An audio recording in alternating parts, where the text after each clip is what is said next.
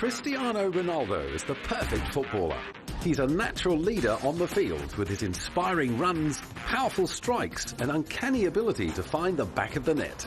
Despite his tender age, he leads his club side, Manchester United, to victory on countless occasions with ease. Off the field, he is the ultimate marketing machine. His brilliant game style encourages the younger fans to mimic him in every way, from buying Cristiano Ronaldo boots to copying his hairstyle. Even fully grown men have been known to go weak at the knees upon brushing shoulders with the Portuguese prodigy. And let's not forget the fawning female fans who love to watch the baby-faced midfielder tear apart a trembling defence. So what is it about Ronaldo that has the football world in awe? Throughout this programme, we chart the young superstar's career and achievements to date. We check on his track record with clubs and fans and delve into the scandals that sometimes threaten to derail his brilliant career.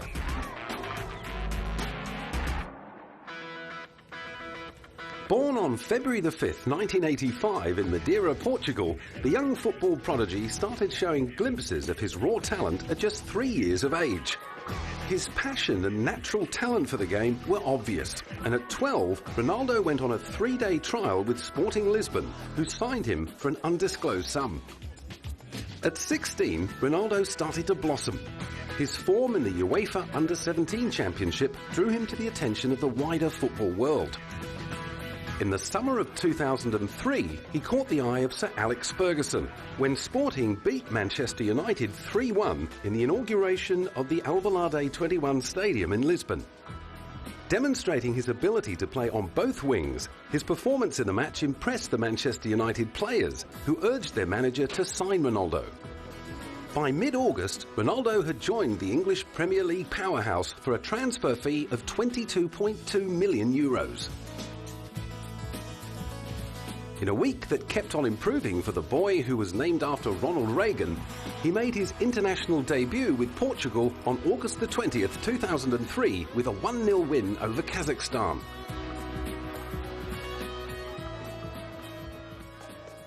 With his awkward teenage years behind him, Ronaldo was beginning to make good on the incredible potential his coaches saw. For years, his skills had only revealed themselves in the stress-free environment of the training ground. But finally, Ronaldo was able to call upon them when he needed them most, in an international game. After a steady performance in his first senior match for Portugal, he was picked to play in Europe's most prestigious international tournament, the European Cup. Not only was this his first international tournament, it also offered him the thrill of playing to packed stadiums in his home country, which was hosting the tournament for the first time. In his first appearance and Portugal's first game of the tournament, Ronaldo rose to the challenge.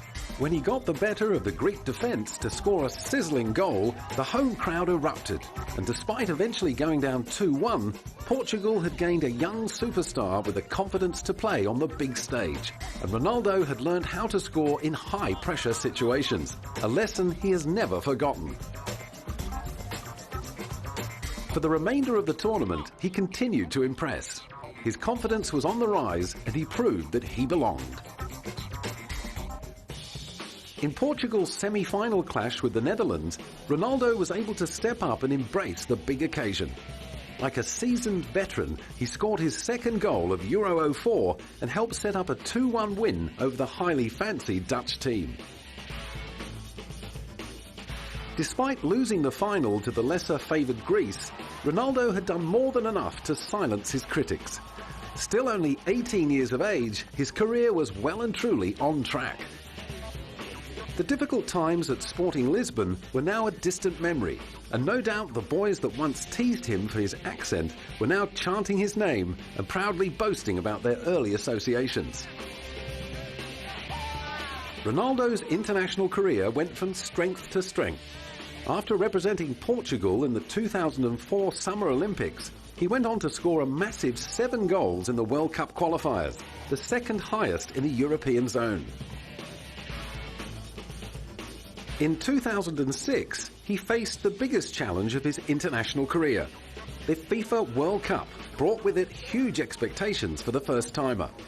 Although Portugal's squad boasted many other star players, many Portuguese fans placed their hopes of World Cup success on the shoulders of the young Ronaldo.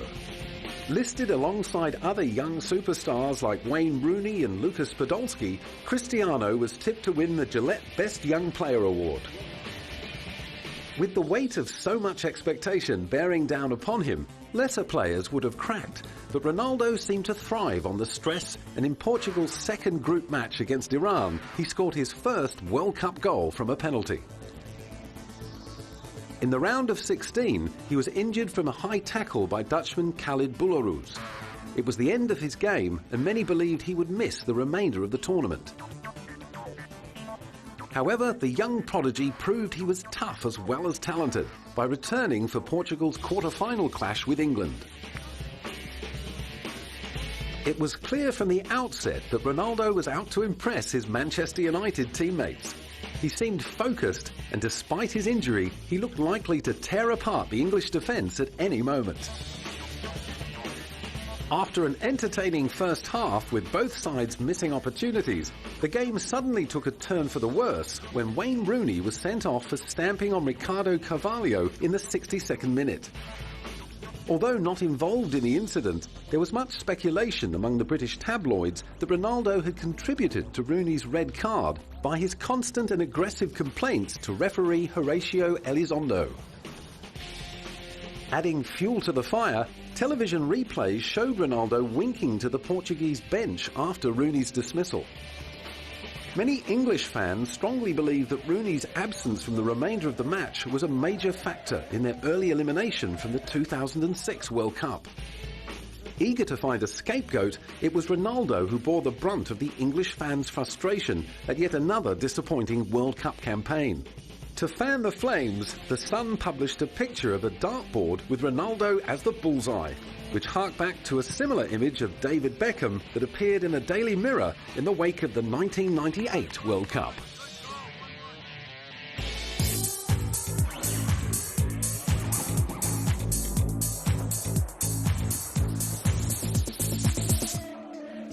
Not surprisingly, the aggression of the English fans towards Ronaldo raised doubts about his future with Man United. In fact, he told supporters that he was keen to move on, as he felt the circumstances were not right to keep playing there.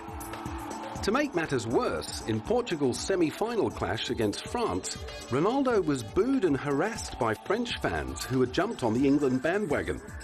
Despite this, his Portuguese fans and fellow teammates were behind Ronaldo every step of the way. Não, acho que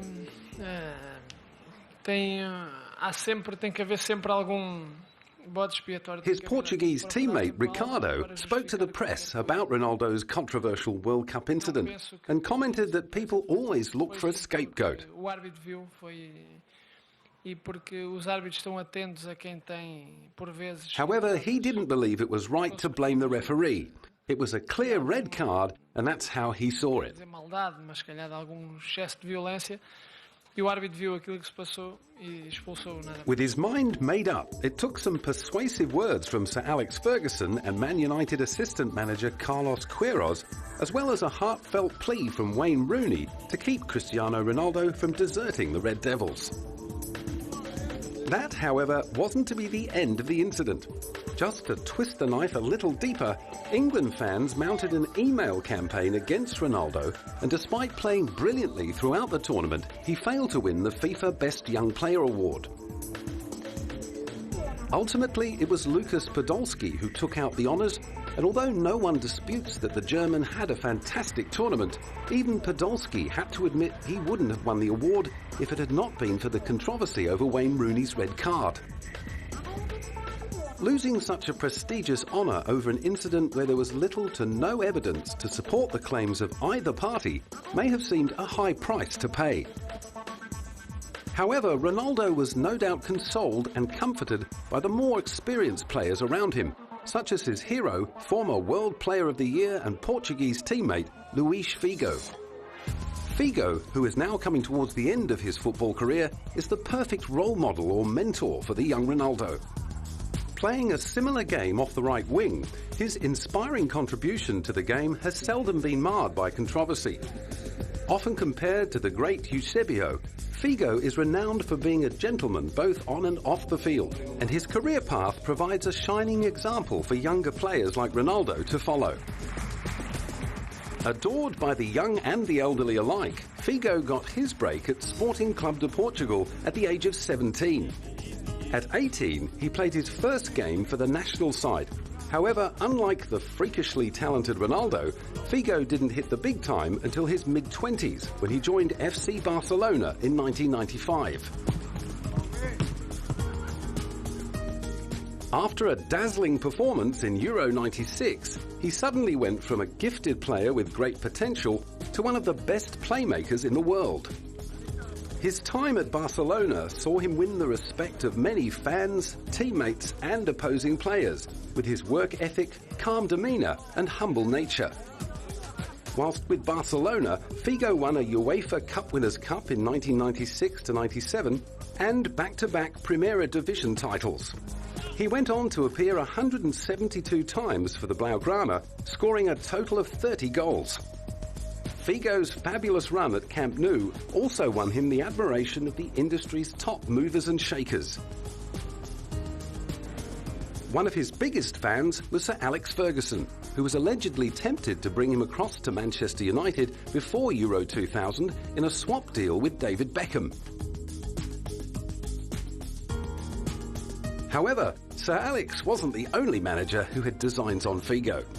Barcelona's bitter rivals Real Madrid also had their eye on him, much to the disgust of the Barcelona fans who would rather see one of their players in a pine box than playing for the opposition. In the end, it took a record transfer bid by then Real president Florentino Perez of £38.7 million to secure the services of the talented right-winger.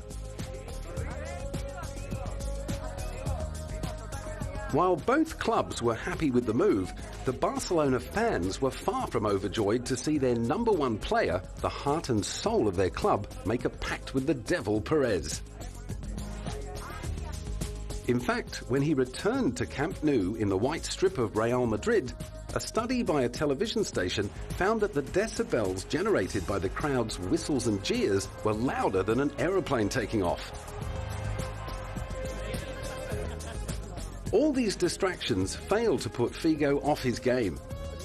His ability to stay focused marked him out as a true champion, and to rub salt into Barcelona's bleeding wounds, he went on to win the European Player of the Year in 2000, and then FIFA World Player of the Year in 2001. While he was with Real Madrid, Figo won the La Liga on 2 occasions, as well as topping the UEFA Champions League in 2002.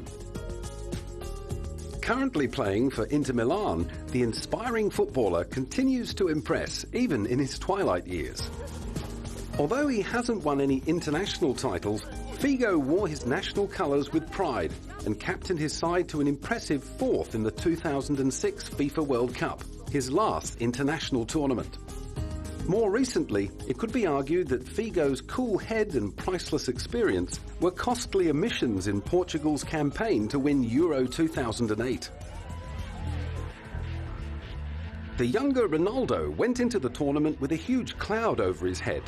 The cloud had nothing to do with bad form or injury, nor had he upset anyone with questionable on-field tactics. Instead, he had become the centre of speculation about a possible transfer. The soccer world was abuzz with rumours that the young star was about to leave Manchester United and move to Real Madrid for a record transfer fee. Determined not to let all the talk interfere with his playing at the tournament, Ronaldo decided not to make any announcement until after the competition. It's all clarified. I'll say for the last time for everybody to understand. I said in the airport to your colleagues too, in 2 or 3 weeks there will be more news. For now, it's not worth talking about. Portugal went into Euro 2008 as one of the tournament favourites, thanks to Ronaldo's scorching form for Manchester United during the previous season. Comfortably winning through to the quarter-finals after losing just 1 game to Switzerland in a dead rubber, fans were quietly optimistic when Portugal squared up to international powerhouse Germany. The ball is round for all teams during 90 minutes, so anything can happen. People can say that Portugal are favourites, but at the moment, not for me. We are in the right path, but it now depends on what is going to happen in the second stage. If we win the next 2 matches, we will reach the final.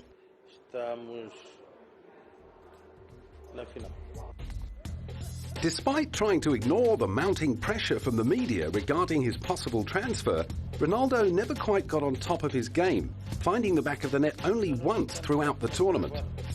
Perhaps if Figo had been on the team, Ronaldo would have found enough stability and inspiration in his mentorship to kick his way out of the doldrums. As it was, there was no escaping the fact that the 23-year-old prodigy had plenty to think about.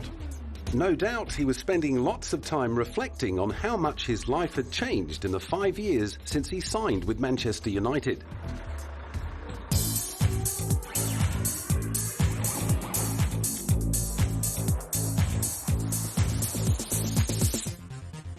Just over halfway through 2003, an 18-year-old Cristiano Ronaldo signed a document that would inevitably propel him into the international spotlight.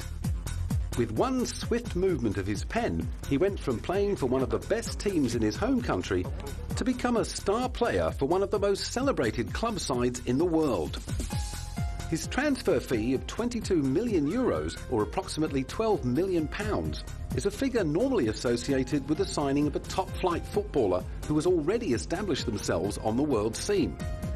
To put the fee into context, it's interesting to note that England international Michael Owen, who'd won the Ballon d'Or and been the EPL's top goalscorer, only attracted a transfer sum of £8 million on his move from Liverpool to Real Madrid. Despite the fact that Ronaldo had played well in his home league, near family and friends, he had yet to prove his worth in a foreign environment. Paying a fortune for the teenager was clearly a big gamble for Sir Alex Ferguson and his Red Devils. Not surprisingly, many Man U supporters were up in arms when they heard that their beloved club had forked out so much for an untested player. Luckily for Ronaldo, his new teammates, who were in awe of his natural talent, were fully behind the transfer.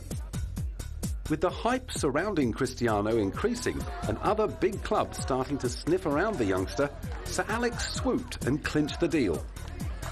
Sporting Lisbon weren't the only ones who benefited financially from the costly transfer. Ronaldo himself came out of the transaction very well. His weekly pay packet increased dramatically from a respectable £220 at Sporting to £22,000 at United. In short, he was now earning in 1 week what it used to take him nearly 2 years to make. Quite a decent pay rise for someone who still couldn't legally drink alcohol in many countries. In a classic case of out with the old, in with the new, Ronaldo's signing coincided with the departure of one of Manchester United's brightest stars, and there was no hiding the fact that the management and coaching staff expected Ronaldo to plug the gaping hole in the Manchester United firmament left by David Beckham. On his arrival at Old Trafford, Ronaldo modestly requested the number 28 shirt. When he was instead handed the coveted number 7 shirt, he knew beyond any doubt that he had enormous shoes to fill. The number 7 had been worn by the likes of George Best and his direct predecessor, David Beckham. Far from being intimidated, however, Ronaldo saw the honour as fuel for motivation, despite knowing that the expectations of the doubting Manchester United fans would be difficult to live up to. David Beckham had been seen by fans as a Man U institution. For many, his departure from the club would have been greeted with as much disgust as Luis Figo's desertion of Barcelona in 2000. Beck's epic career at Old Trafford began after he was signed as a trainee on July 8, 1991. At that time, neither he nor the fans had any idea of what lay in store for the 16-year-old. A mad Manchester United supporter as a child, Beckham's dream to play alongside some of his childhood heroes came true when he came on as a substitute for Andre Canchelsis in 1992. The game against Brighton marked Beckham's debut as a United player. However, unlike Cristiano Ronaldo, Beckham wasn't signed straight away. He had to wait until January of 1993 to be signed as a professional Man U player. This signing led to a frustrating few years for the future England captain. He had to wait until experienced players like Paul Ince, Mark Hughes and Andre Canchelsis left the club before he was given a decent opportunity with the senior squad. It was during the 1995-96 season that Becks became a regular player on the team and helped them to win the Premiership and FA Cup double, scoring the winning goal in the semi-final against Chelsea and also providing the corner that fed Eric Cantona's goal in the FA Cup final. The following season saw Beckham wear the number 10 shirt, but not for long. When the king of Old Trafford, Eric Cantona, retired from football in May 1997, he was handed the coveted number 7. Like the young Ronaldo, Beckham's acquisition of the number 7 shirt was met with grumbling disapproval by many of the club's fans. Despite the rumblings, Beckham's football skills and profile continued to improve at a lightning pace. In the 1998-99 season, he was part of the United team that took out the holy trinity of the Premier League, FA Cup and Champions League, a unique feat in English football. However, it was Beckham's red card in the 1998 World Cup that stole most of the headlines for that year. Like Cristiano Ronaldo in 2006, Beckham's 1998 World Cup campaign was shrouded with controversy. Many supporters and journalists blamed Beckham for England's elimination from the World Cup, even though he had clearly been a victim of a poor refereeing decision. To make matters worse, Beckham also received death threats after the World Cup, and rumours started to speculate that he would have to move overseas to continue his football career. To his and his family's credit, Beck stayed strong and played for nearly another 5 years with his much-loved Manchester United. During his time with Man U, he made 265 Premier League appearances for United and scored 61 goals. He also made 81 Champions League appearances, scoring 15 goals. Beckham won 6 Premiership titles, 2 FA Cups, 1 European Cup, 1 Intercontinental Cup, and 1 FA Youth Cup in the space of 12 years. Ultimately, it was Beckham's ever-increasing fame outside the game that led to his transfer to Real Madrid on July 1st, 2003. The rumour mill suggested that Sir Alex grew tired of Beckham's inability to commit 100% to his football, and as tension grew between the two, they both agreed a transfer was the best solution. Despite his dislike for Beckham's extracurricular activities, Alex Ferguson would no doubt miss the attention that he had brought to Man United. Recognised as the most marketable sportsperson on the planet, Beckham did a lot more for the Red Devils than just play football. There was his global profile and the sheer revenue that the Beckham brand brings to anything it attaches its name to. With Beckham on board, the club could count on crowd numbers, merchandise sales, and even television ratings to skyrocket. And that kind of value is worth paying the big bucks for, whether or not he can kick a ball. His popularity around the world is unsurpassed. This enabled his club side to market itself to areas of the globe that they'd never been able to reach in the past. His rock star following throughout Asia is a multi-million-dollar industry in itself. Obsessed Japanese and Chinese fans will buy almost anything bearing their beloved Beckham's face or name. In early 2008, a Chinese manufacturer named a range of condoms after the soccer superstar. According to the brand's marketing spiel, buying a packet of these condoms will enable users to score in the bedroom like Becks does on the pitch. Even without securing David Beckham's permission to use his name, the condom is now the market bestseller in China. The magnitude of the Beckham phenomenon sweeping across Asia persuaded mobile phone manufacturer Motorola to jump on board the bandwagon and become a major sponsor. Having seen what Beckham did for former sponsor Vodafone's profile, Motorola hoped its new star would help it make a similar impression on the market. Motorola joined the likes of Adidas, Coty, Emporio Armani, Police, Sharpie and Pepsi as products that Becks currently endorses. At just 18 years of age, Cristiano Ronaldo was handed the responsibility of filling the void that Beckham had left, not just on the pitch, but off the field as well. With Becks out of the picture, merchandise sales were bound to decrease. Sir Alex Ferguson's Manchester United needed to provide the fans with a new hero, and quickly, otherwise the super club would be facing a serious drop in income. Ronaldo's first job was to win the faith of the sceptical Man U fans. The pressure to come up with the goods was intense. Wearing the number worn by past greats like George Best, Eric Cantona, and more recently David Beckham, the fans' expectations of Ronaldo were higher than any first gamer could imagine. He got his first opportunity to ease the nerves and show his new teammates and fans what he could do against Bolton 2 weeks after his signing. Ronaldo wasted little time in showing off his sublime skills with a stunning 30-minute debut that saw the young Portuguese prodigy dazzle the Bolton defence and please the home crowd with a 4-0 victory. After 39 appearances and 8 brilliant goals, including the opener in the FA Cup final win over Millwall, he was named the Sir Matt Busby Player of the Year for 2003-04. The Matt Busby Award is presented to the best Manchester United player of the season, as voted for by the fans. And in his very first season of EPL football, Ronaldo had managed to win the hearts and admiration of the fans, who 12 months earlier were doubting his untried talent. Ronaldo surpassed all expectations, and a star was born. Unfortunately, his second year at the club did not live up to his all-conquering first season. However, it wasn't all second-year blues for the new star.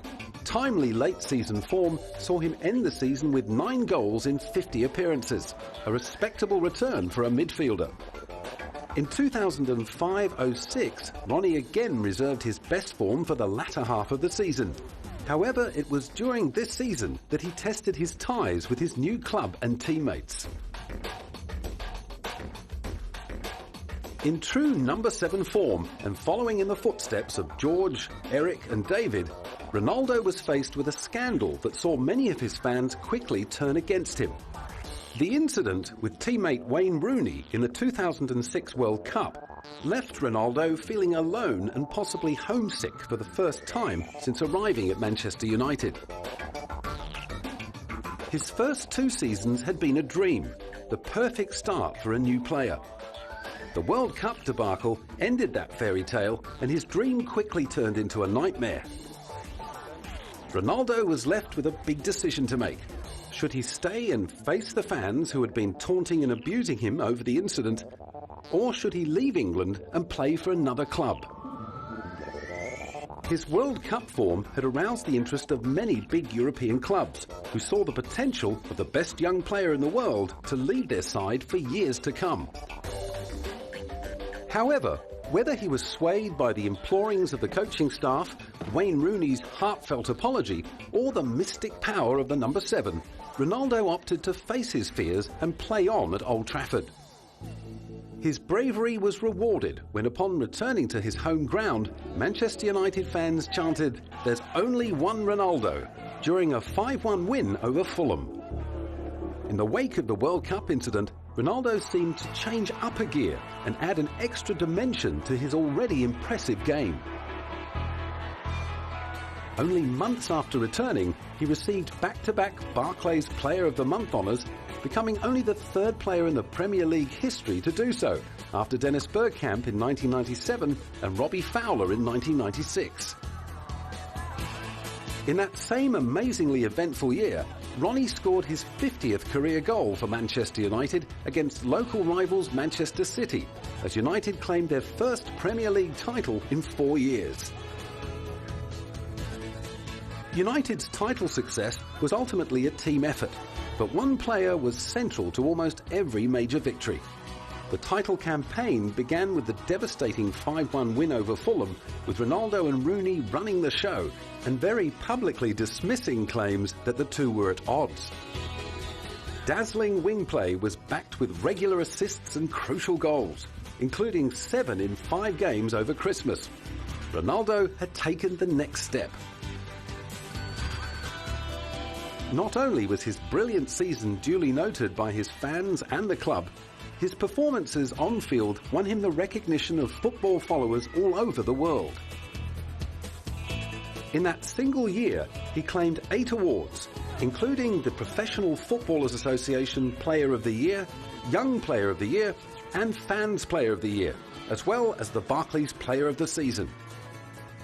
He also claimed his second Sir Matt Busby Player of the Year and made 2 All-Star teams.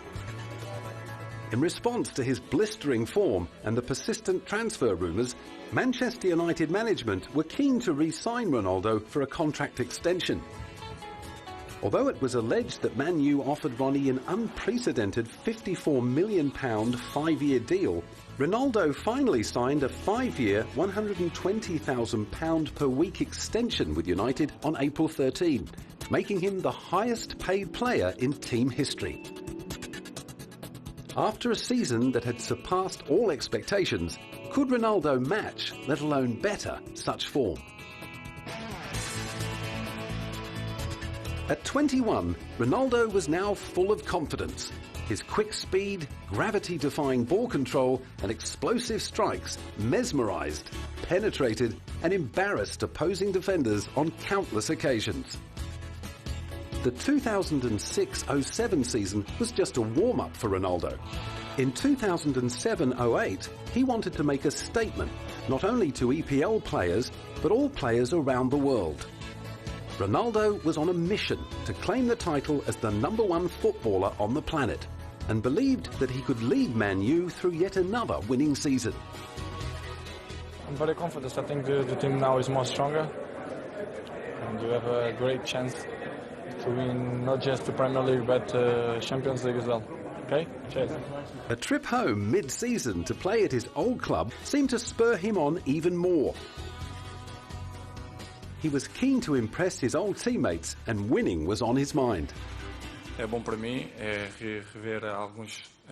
It's good for me to see some of my friends and colleagues, to return to a club where I played for many years. Clearly, it's always special. I think the game will be normal. Of course, I will play with the aim of winning, because these are the colours that I have worn for 5 years, and of course, I think the team will enter the match very well, respecting the opponent. I think Sporting has a good team, but I believe Manchester is better, and we will do our best to clinch the victory. I'm very happy to be here. I think I will be well received. I hope things go well and people from both sides can enjoy a good game. The trip down memory lane reminded Ronaldo how far he had come in such a short time, and on returning to the EPL, he played inspired football. Ronaldo scored his first hat-trick for Manchester United in a 6-0 win against Newcastle United at Old Trafford in January 2008, bringing Manchester United up to the top of the Premier League table. He scored his 23rd league goal of the season in a 2-0 win against Reading, equalling his entire total for the 2006-07 season, with still half of the 2007-08 season remaining. His explosive form befuddled defenders, and plans on how to stop or contain him became a regular topic in changing rooms and at press conferences. Italian defender Paolo Maldini discussed some of the tactics he would use to stop Ronaldo. In any case, it isn't really an issue because we don't man mark. We have a different way of marking. Obviously, Ronaldo is someone who moves around a lot, so we will mark him zonally and he'll be picked up by whoever's close to him. So to a certain extent, he will decide who marks him, depending on which areas of the pitch he goes into. Anyway, I'm still pretty fast. Maybe not as fast as I used to be, but I can still get around. On March 19, 2008, Ronaldo captained the team for the very first time in a home win over Bolton, even scoring both goals in the 2-0 victory. The first of the goals was his 33rd of the campaign, which set a new club single-season scoring record by a midfielder. Ronaldo had transformed himself from a threatening winger who scored on the odd occasion to a goal-kicking machine who could outscore the strikers. In the first leg of the 2007-08 Champions League semi-final against Barcelona, Ronaldo made all the difference, despite missing a crucial penalty. Sir Alex was more than pleased with his performance. Maybe asking Wayne Rooney to play a different position and also Jason Park a different type of role from he normally does, put an onus on us more to the defence and the attack. Because I thought in Ronaldo we had the player who could win the match. He was an absolute threat the whole night for us, and I think that if we'd have got the better support from him, I think we would have won. Ronaldo waxed fatalistic about the missed penalty. Well, it's not the problem. Sometimes you score, sometimes you miss. I missed today, no problem. If you have a second opportunity in Manchester, if you have a penalty, I try to score again. Well, the football is like that. Sometimes you miss, sometimes you score. Not a problem. In the 2007-08 Champions League final against league rivals Chelsea, Cristiano Ronaldo scored the opening goal after 26 minutes. Less than 20 minutes later, Chelsea equalised and the match ended 1-1 after extra time. Ronaldo, who is usually deadly from the penalty spot, missed again during the penalty shootout and put Chelsea in a position to win the trophy. Fortunately, John Terry shot wide after slipping on the pitch's surface, and Manchester United emerged victorious 6-5 on penalties. Ronaldo was named the UEFA Fans Man of the Match and wrapped up the campaign with a career high of 42 goals in all competitions, falling just too short of Ruud van Nistelrooy's team record mark of 44 in 2002-03. Consequently, Ronaldo finished the season with another huge trophy haul, winning the PFA Players Player of the Season, Fans Player of the Season, and the Barclays Player of the Season for the second year running. He also managed his third Sir Matt Busby Player of the Year, as well as winning the Barclays Golden Boot, the UEFA Champions League top scorer, and the European Golden Shoe for finishing with the highest amount of goals scored by a European player in club football. He had also topped the single-season record of 32 goals by a midfielder that had been held for 40 years by a player who shared some striking similarities with Ronaldo. Like Ronaldo, George Best was a football prodigy. He burst onto the scene in the late 60s and took the world by storm with his explosive speed, mesmerising ball control and ability to score goals from either foot. Playing as a winger, Best, like Ronaldo, scored just as many goals as he set up, redefining the role of the midfielder and making it almost impossible to play on. Along with football legend Bobby Charlton, it was Best who rebuilt the Man United side after the tragic Munich air disaster on February the 6th, 1958. When scout Bob Bishop discovered him as a 15-year-old, his telegram to Matt Busby, then manager of Manchester United, read simply, "I think I've found you a genius." Best debuted for Manchester United in 1963, and his footballing skills and on-field delivery were never called into question. Unfortunately, however, it was what Best got up to off the pitch that started raising serious doubts. Perhaps there were just too many distractions. A year after he signed with Man U, the BBC launched a weekly TV programme called Match of the Day. And unlike earlier champions, whose celebrity had been confined to pictures in the papers, Best's goals and good looks were broadcast to millions. Television made him football's first superstar.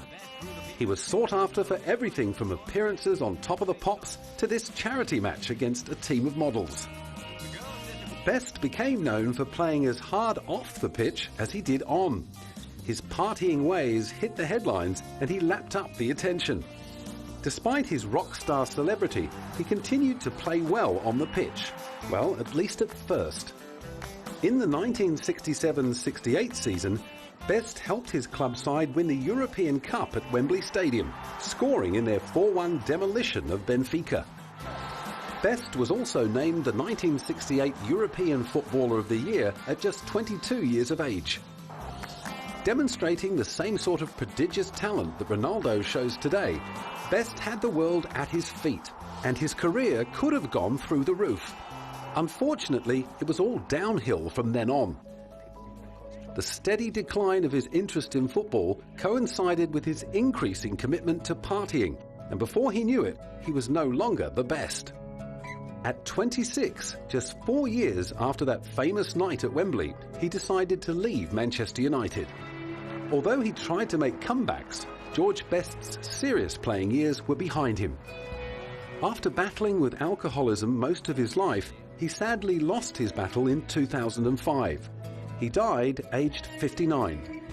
George Best's famous fall from grace has served as an effective warning to many players who have had fame and fortune thrust upon them at a young age. While Ronaldo has so far managed to keep a grip on his footballing career, he does share some of George Best's off-field traits.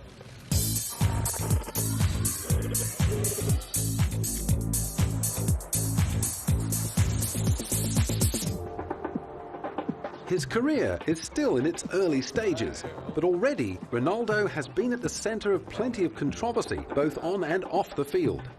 Almost before his career had begun, his signing with CD Nacional was the subject of dispute, and no doubt would have made headlines in the local newspapers.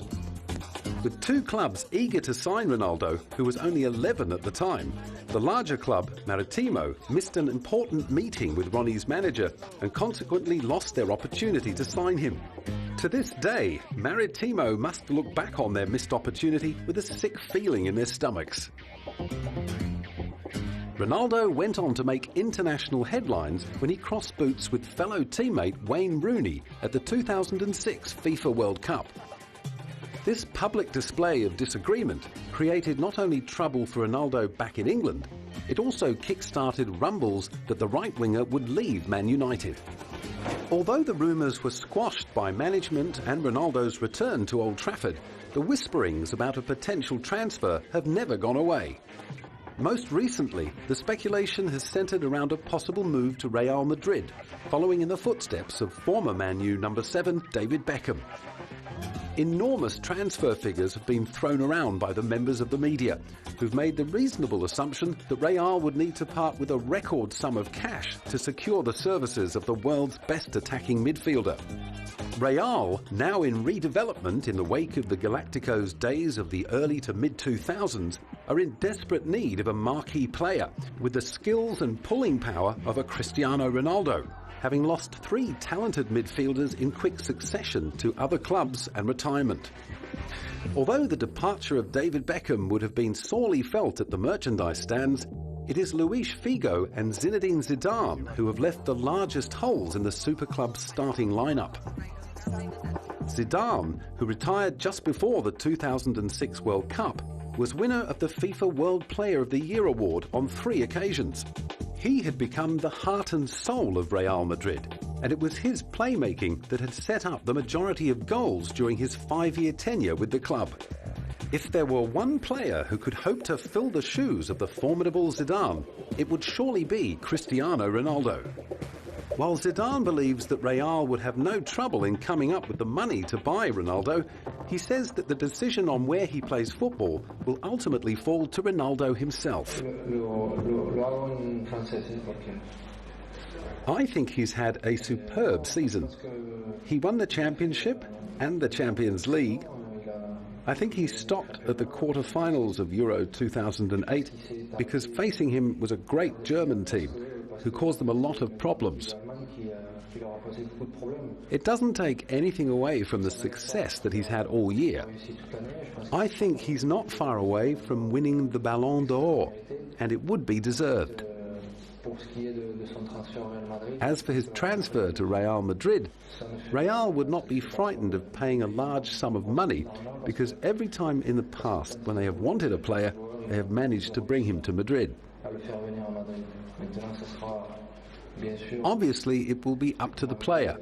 If he wants to go, one day or another, he will be at Real Madrid. In 2007-08, Ronaldo scored 42 times from 48 appearances with Man U and set up countless other goals for his teammates. His lightning turn of speed can easily pierce any opposing defence, and combined with his perfect vision, extraordinary imagination and blistering strikes, it's no wonder that Real are keen to see Ronaldo dressed in the all-whites. After Euro 2008, Ronaldo, who was recovering from ankle surgery, was open about the possibility of a transfer. We'll see what happens in the next few days. I enjoyed reading Blatter's words. I can't clear out anything else. Now I just need to recover well. When questioned about his injured ankle, he added, "I don't think the injury will have any influence on going to Real Madrid or staying with Manchester United." Despite the media circus surrounding the young Portuguese winger, national coach Luis Felipe Scolari was confident that the extra attention wouldn't affect his game.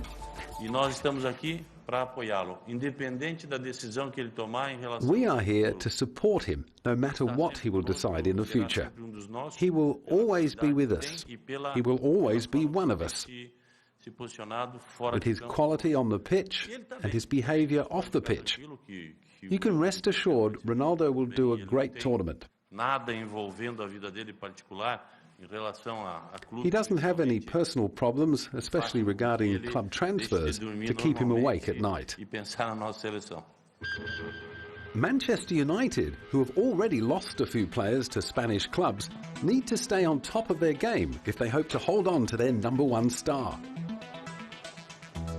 But how much is he really worth to them? There are no doubts about Ronaldo's recent form on field. As the perpetrator of every defender's worst nightmare, he remains unstoppable. However, off the field, Ronaldo is starting to show a few chinks in his armour. Of course, there is nothing wrong with enjoying a few drinks with friends after a hard day's work, but Ronnie has been known to take it that one step further. Consequently, he has found himself mixed up in some rather unsavoury scandals, much to the delight of the British gutter press. News of the World, an English tabloid renowned for its sensationalist reporting style, labelled the Manchester United player a prostitute-loving soccer ace after an alleged sleazy rendezvous with 2 call girls in Rome.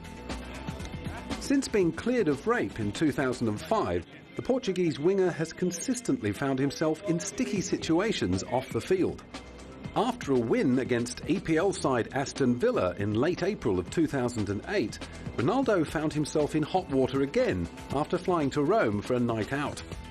While he was there, he supposedly took a trip to the city's seedy red light district, where he arranged for 2 female escorts to come back with him to his hotel. According to the News of the World, Ronaldo and an unknown friend made the most of their time in Rome.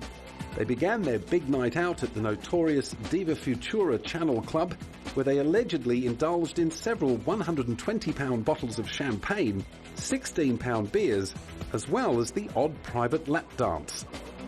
This incident was not entirely out of character for the Manchester United winger.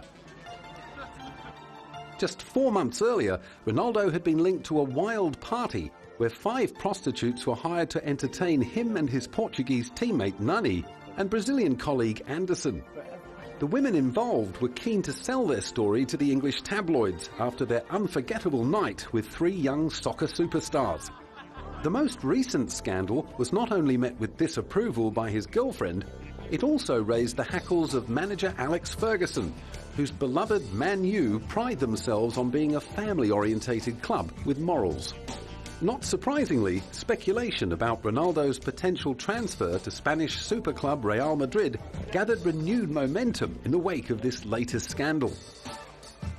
If he stays at United, Sir Alex will be keeping a firm grip on the wayward young star and setting him straight as he did with Wayne Rooney after a similar incident in late 2006. No doubt he'll be reminding Ronaldo that he needs to find a way to keep his private life private and keep his focus on his first love, football. If not, he could be destined to follow in the footsteps of other fallen greats like George Best or Diego Maradona.